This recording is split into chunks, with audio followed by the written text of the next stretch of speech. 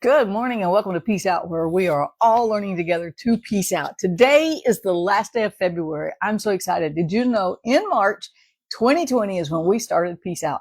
So we are coming up on towards the end of March, our 5-year devotional anniversary because we've been doing this together for 5 years. Sometimes it doesn't even feel that long. Sometimes it feels longer. There's mornings that I don't want to get out of bed early, right? 5 years. That's crazy that we've been doing this for 5 years, right? Man, that's just amazing. And you know what? Over that 5 years, God's peace has still been the same. God hasn't changed. His peace hasn't changed. His mercies, his grace, none of that hasn't even changed over these 5 years. And we're still going back and hopefully learning to more quickly go back to that peace and go, okay, God, this is a sticky situation. I need some help. I need your peace. I need your direction. I need your wisdom. And he will meet us there every single time. As a matter of fact, that's what we're going to talk about today. But before I get into it, don't forget to run over to my Amazon store and see if you have, I got just three devotionals now. I've got the Command Your Morning, Peace Out. Y'all might want to get that if you don't have it. If you do have it, get it to give to somebody else that doesn't have it, right? And 31 Days in Psalm 31, my three main devotionals. I'm working on two others. I'm working on several things right now. But I am working on two others right now. But anyway, if you don't have one, go grab one. And the Peace Out devotional was born from these morning devotions, because I was like, we can use these scriptures. And so I did. And it's a little bit different than the other ones. It's the way the questions are and the devotion and all that, but it's all scriptures on peace and how to peace out and just practicing. It's 31 days of practice, piecing out. As a matter of fact, March has 31 days. So hurry up and order it. Right? Although they take 2 or 3 days to get it. Anyway, sticky situations. We have all faced sticky situations. And as I was actually preparing this morning, I'm going to Pakistan like at 1 or 2 in the morning. I don't even know. The time frame is it may be 3. I don't know. Sometime, it'll be 1, I think. And as I was preparing for it and praying about it, and I'm going to be talking to a group of Indian pastors who have converted from Hinduism, and they are now pastors or believers, and so it's a leadership conference. Because of the leadership, they got the copy of the leadership book that I wrote, and they've gone through that. And so I'm going to be speaking to leaders early in the morning, actually, at a big conference by way of Skype. And I was preparing for that. And as I was preparing for it and going through some of the things some of the stories some of the people in the Bible I want to use, that I even used in the leadership book, I began to think, you know what? God has this way of just walking into sticky situations. He doesn't avoid them. And I have proof right here that he just walks into sticky situations over and over again. He's not afraid of our fears. He's not afraid of our doubt. He's not afraid if we believe him or not. He's not worried if we get everything that this Bible says yet or not. He just walks into our sticky situations. And so the first one I thought of is Moses, because he's in the leadership book, and he's one that I'm going to use tonight as part of the teaching.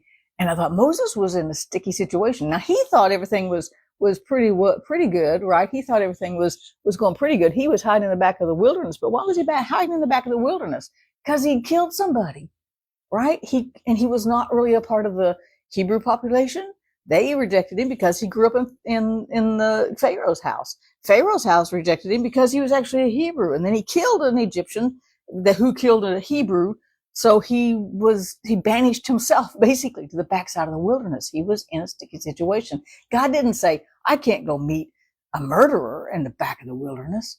No, God saw his heart and showed up in the form of a burning bush and said, hey, Moses, I hope you like this wilderness, because you're going to spend the rest of your life walking around in here with a million gripey, whiny people, right? You're going to spend the rest of your life. Go get my people and bring them to me.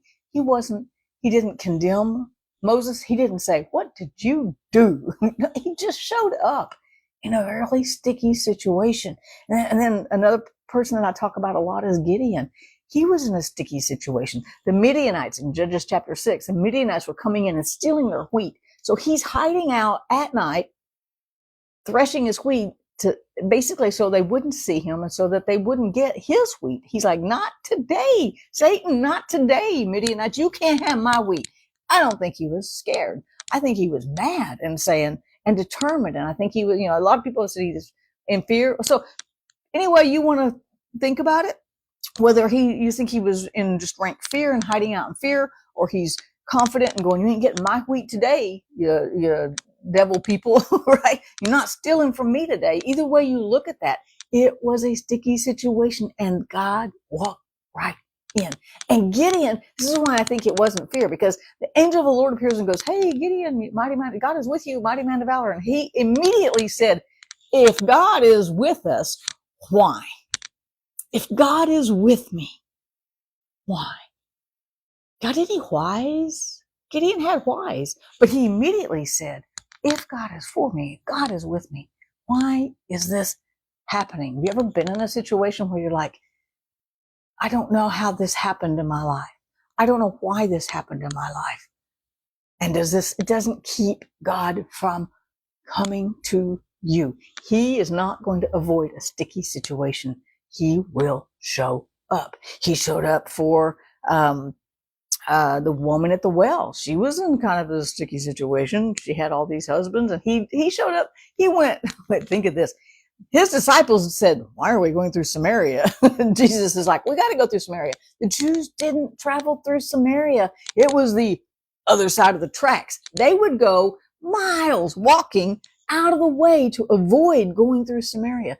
Jesus said, I got to go through Samaria because there's a lady in a sticky situation, and I'm going to show her the waters of true life. And I'm going to tell her I'm the Messiah. He walked right into that sticky situation with the truth.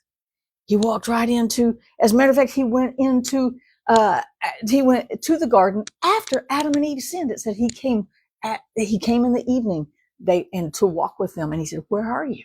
He knew where they were. He wanted them to admit where they were and what they had done, right? But he didn't say, oh, you sinned. Now I'm not talking to you anymore. I'm not walking in the garden with you this evening. I'm mad. He didn't say that. He walked right into that situation, even when they sinned and broke and lost the beauty of that garden, that space, they were cut off from his presence, direct contact with his presence. And he kicked them out of the garden. He said, you can't be here now because we're going to protect the garden. So you're going to have to go work now. Too bad you ain't entitled no more, right? But it was a sticky situation. And then one of our favorite stories, is it Mark 4 or Luke 4? Mark 4, where Jesus walks out into the water, on the water, into the storm, to his disciples in a boat. He walked into the fire with the Hebrew children. He walked into the lion's den with Daniel. He has a habit, and he has made a pattern from Genesis to Revelation of walking into sticky situations. People who had murdered, people who fear, people who doubted, people who didn't obey, people who did what was right and still ended up in the lion's den, people who did what was right and ended up in the fire, he showed up in the belly of the well with Jonah when Jonah cried out to God and God answered him in the belly of the well. He has a habit of showing up in sticky situations. And your situation is not too sticky for him. Your situation isn't too complicated. He doesn't say, let me get back to you on that, because I'm not sure. I'm not sure. I don't have a pattern for that. I don't have a formula for that. I don't have yes, he does. He will walk into your situation too and rescue you too. Why? Because he loves you. He wants a relationship with you. That's the heart of God, is to get to that place of a relationship. And he doesn't ever say, you're too dirty. You're too crazy. You're too complicated. You're too anxious. You're too full of doubt. You're too fearful. You're too anything you want to put in that blank that you want to try to attach that to yourself. God doesn't even look at that. He just says, sticky situation. I'm in. And he brings all that of what he and who he is with him. He brings his peace. He brings his grace. He is love. So love just comes into those sticky situations and he walks with us through them. He may not make it completely go away in an instant. Sometimes I wish he could, or wish he would, but he will walk with us through it because he loves sticky situations. Because what did he tell Paul? My grace is enough for you. 2 Corinthians 12:9. My grace is enough for your sticky situation.